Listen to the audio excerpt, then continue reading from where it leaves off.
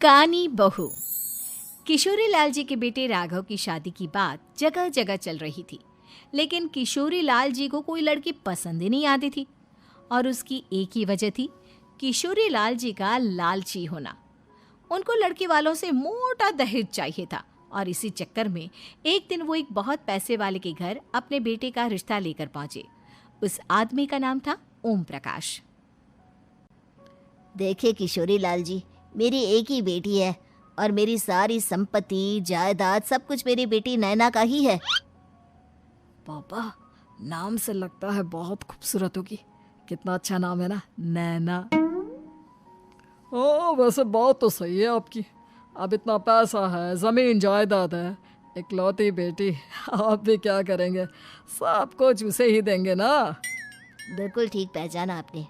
बस बेटी की शादी और सारी जायदाद उसके नाम। पापा, बिना देखे हाँ कर दीजिए ना। इतना अच्छा रिश्ता फिर कहाँ मिलेगा? माला माल हो जाएंगे हम। मैं अपनी बेटी को बुलाता हूँ। अरे नहीं नहीं नहीं नहीं, आपकी बेटी का नाम नैना है, सुनकर ही लगता है बहुत सुंदर होगी। रहने दीजिए अंकल, मैं तो आपकी बेटी के नाम से ही इतना खुश हो गया हूँ कि उसे बिना देखे शादी करने को तैयार हूँ। अब तो मैं उसका चेहरा सीधे शादी के बाद ही देखूंगा।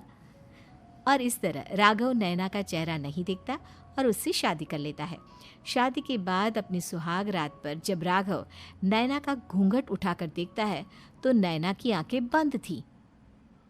कितनी खूबसूरत हो तुम नैना, जरा अपनी आंखें खोलकर मेरी तरफ देखो तो सही।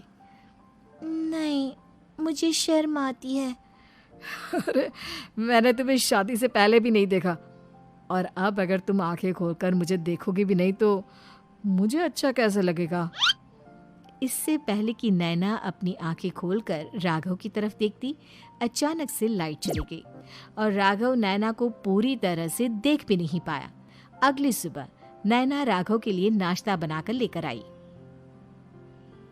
अरे ये क्या, आधा पराठा सेका हुआ है और आधा बिल्कुल कच्चा। ये तुमने क्या किया नैना? बहू, तुमने क्या आधा पराठा तवे से नीचे लटका कर रखा था, जो आधा सेका है और आधा कच्चा? मुझे जितना दिखेगा उतना ही तो सीखूंगी ना पापा जी। जहाँ जहाँ मुझे नजर आ रहा था वहाँ मैंने सीख लिया, जहाँ जहाँ नहीं दिखा वहाँ कच्चा रह गया होगा। इसका क्या मतलब है? ये कैसा मजाक कर रही है तुम? अरे बहू, तुमने इतना लंबा घूंघट क्यों लगाया हुआ है? देखो, हमारे घर में बहुओं को बेटी की तरह रखा जाता है, और फिर तुम तो इतना सारा माल लेकर आई हो। देखो, ये घूंघट डालकर रखने की कोई ज़रूरत नहीं है। हाँ नैना, पापा जी ठीक कह रहे हैं, तुम तो आराम से रहो, अपना ही घर समझो। नैना अचानक से अपना घूंघट उठा लेती है। अरे ये क्या पापा, नैना की तो एक आंख फूटी हुई है। नाम से नैना, लेकिन ये तो कानी बहू निकली। मेरे साथ धोखा हुआ है, धोखा। बिना दिखाए अपनी कानी लड़की मेरे संग ब्याह दी।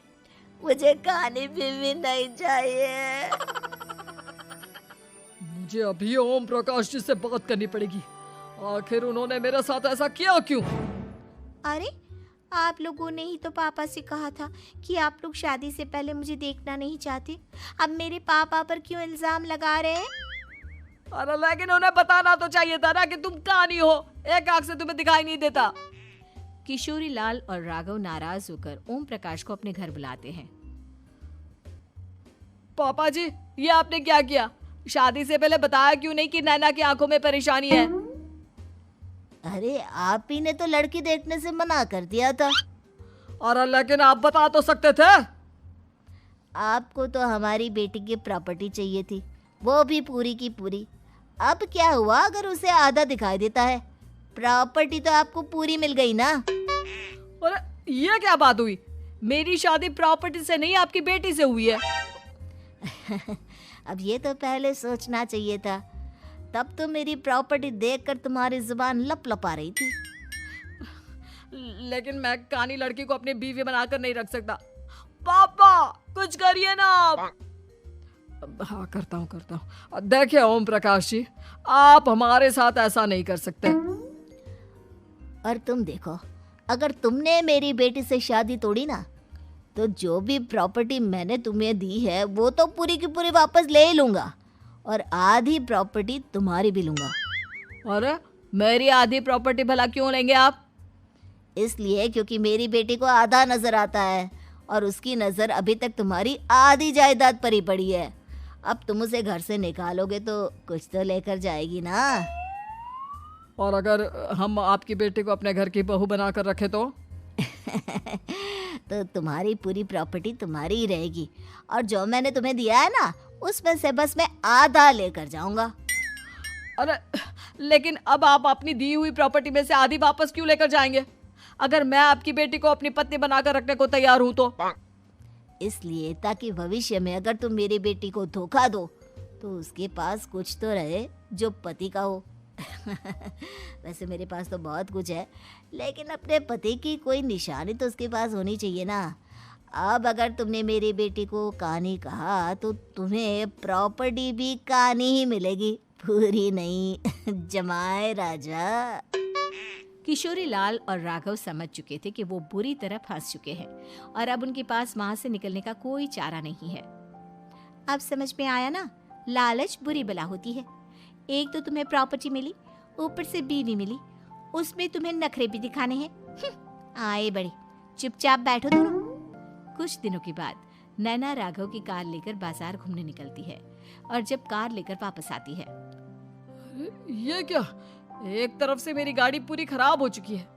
लगता है तुमने मेरी गाड़ी को किसी दूसरी गाड़ी के साथ एक्सीडेंट किया है। अरे अरे कितना बड़ा नुकसान कर दिया तुमने बहू। वो क्या है ना पापा जी, मुझे एक आंख से दिखाई नहीं दे रहा था, सामने से गाड़ी आ रही थी।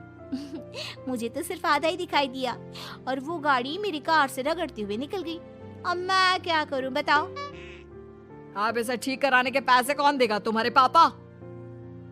तुमने मुझसे इस तरह से बात की? अभी रुको। नैना राघव की शिकायत ओम प्रकाश को कर देती है।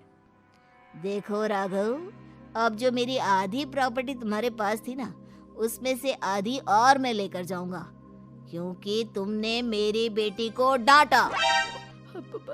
अरे नहीं नहीं पापा जी, गलती हो गई, माफ कर दो। गलती की तो कोई गुंजाइश ही नहीं। अगली बार मेरी बेटी को डांटा तो बची हुई आधी में से आधी और ले जाऊंगा। लालच के चक्कर में हम दोनों ने बहुत बड़ी गलती कर दी बेटा। एक तो तुम्हें कानी बहू मिली और ऊपर से जो माल मिला वो भी काना। इस तरह राघव की हर एक गलती पर ओम प्रकाश उसकी प्रॉपर्टी का आधा आधा हिस्सा लेकर अपना सारा माल वापस ले गया और राघव को कानी बीवी से काम चलाना पड़ा।